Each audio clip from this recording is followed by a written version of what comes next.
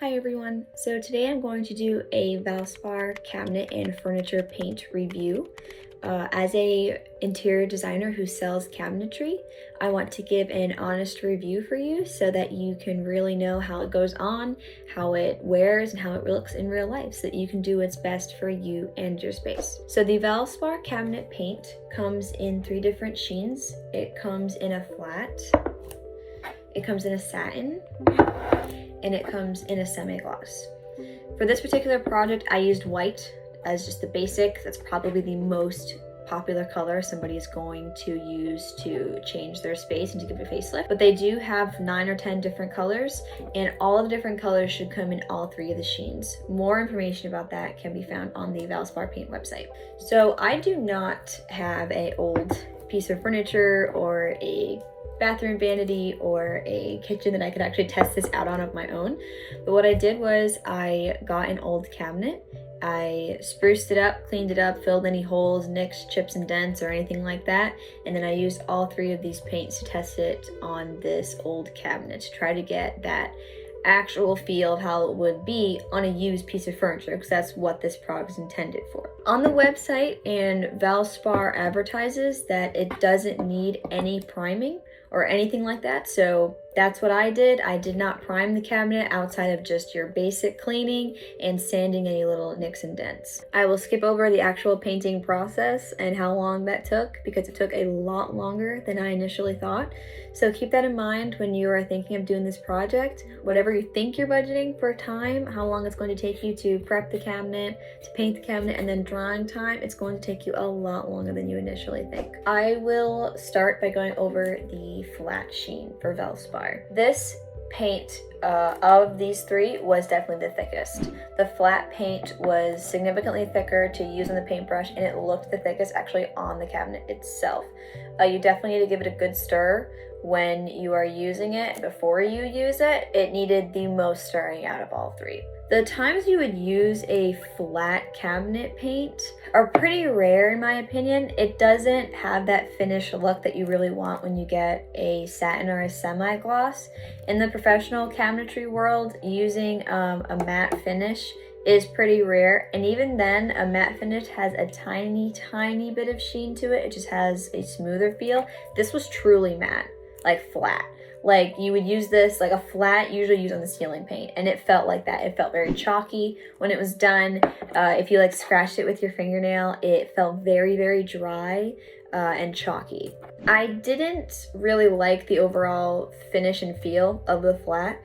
It showed the most brush strokes, and again, I hated that feeling of it on my fingers and touching it. So if you use, especially if you use like kitchen cabinetry, you're gonna be touching a lot. You gotta keep that in mind, how it actually feels. So the flat, unless there's a very specific project that you need flat paint for, you need to have no shine on it, no gloss. Maybe it's for a space that gets a lot of wear and tear, so like a garage or like a kid's room or something. This might be a good option, but just be aware of the brush strokes and then how it actually feels on your fingers. The next paint was the satin paint. I liked this one significantly more than the flat paint. First of all, it was easier to actually paint. It was a lot thinner, so it was a lot easier to stir, which is nice for me, a little less work. It went on really nice. Brushing it was really easy. I could still see the brush strokes just like on the flat paint, but the finished product for this, it had a very nice sheen to it. I was very happy with the quality of the satin. It was only a few steps up above the flat in terms of the appearance of it. It still was borderline matte, but you could see a very subtle sheen to it, which was nice. If you're gonna use this on a piece of furniture or cabinetry, this looks a lot nicer. If you do it right and you take your time with it, it looks like something that could come out of a factory versus the flat. And last but not least, the semi-gloss. This was my personal favorite. It painted on very similarly to the satin. Again, it was thin, so it was easy to paint, easy to stir. It went on very nice, but the finished product was beautiful. It had a very glorious shine to it. Not too shiny, not like you're looking in a mirror or something high gloss, but it had a factory finish to it when it was done. It looked like it was manufactured. The satin had a very subtle sheen to it, but this had a definite gloss and glow to it. If you're gonna do this yourself and you want it to look the best that it can and you want it to look like it was professionally done, I would recommend doing this. This looks the closest like you can get to a manufactured cabinet.